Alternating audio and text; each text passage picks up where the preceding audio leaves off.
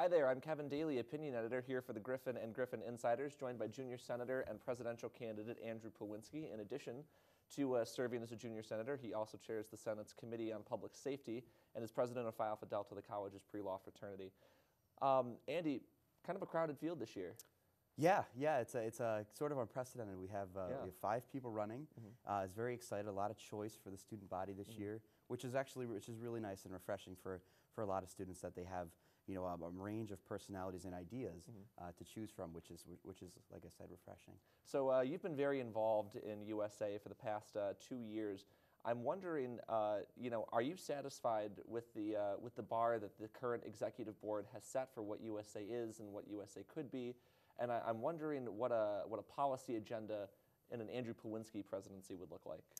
Well, to address your first point there, when we're running with, we're talking about what we've done prior to years here.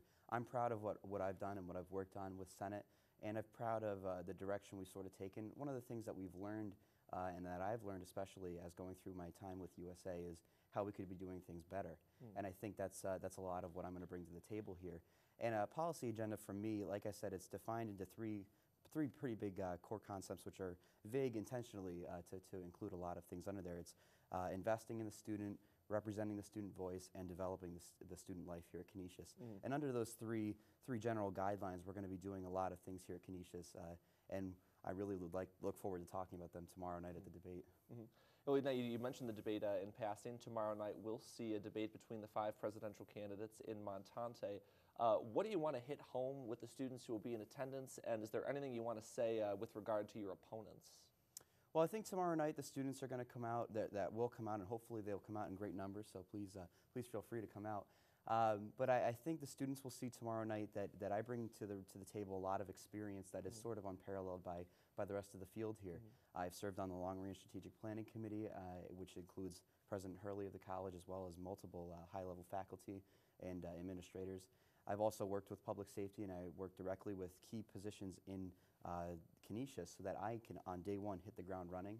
And that's something that, like I said before, is sort of unparalleled. So tomorrow night, I want to come home and I come out and want to hit home on the issues of what's happening to students currently, as far as are we investing the right amount of resources into our students, and we're going to talk about a lot of things associated to that, I believe. So Andy is a recurrent staple of the Senate's minutes, often speaking his mind fearlessly. During Senate meetings. I'm wondering, is that the kind of approach you want to bring to President Hurley? Some people see it as a great asset and say that that's what distinguishes you as a great leader. Other people find it troubling.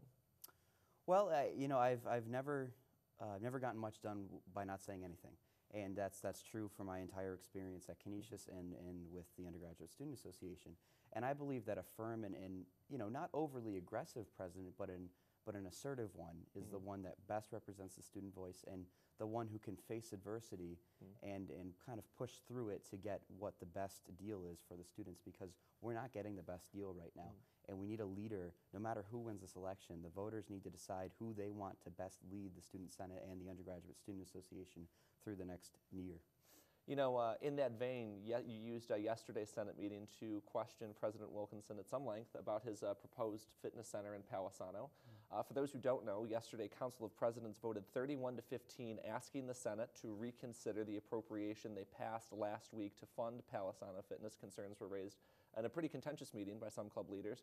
The Senate voted 8-5 not to reconsider the motion. But Andy, you had some tough questions for President Wilkinson. I did. After there was a lot of consideration, a lot of comments last night about how we had only talked about this for a few minutes, and some people said that wasn't true. I'm in agreement that it was certainly true that we had not talked about it, and we did not cover all our bases here on this deal. I think it's a great idea, and I wholeheartedly believe that it's a great idea for the student body, but we're packaging this, and we didn't really do it in the best possible way. And President Wilkinson had to answer some questions last night regarding that, and I wanted to make sure that the students were given the right answers that they deserved. Andy, we've only got a few seconds left here, so I want to come way out of left field with this one. Uses for a broken stapler. Well, a broken stapler, it's not much use to you. I think the proper use for it would be in the wastebasket in order to be efficient with things here. But always an eye towards sustainability, Andrew Pewlinski. Yes, you always have to keep things working in a proper order. But I would say for fun, you could use it as a corkscrew or some facet or something like that. Andy, thank you so much for joining us, and we look forward to seeing you in tomorrow's debate. Thanks, Kev.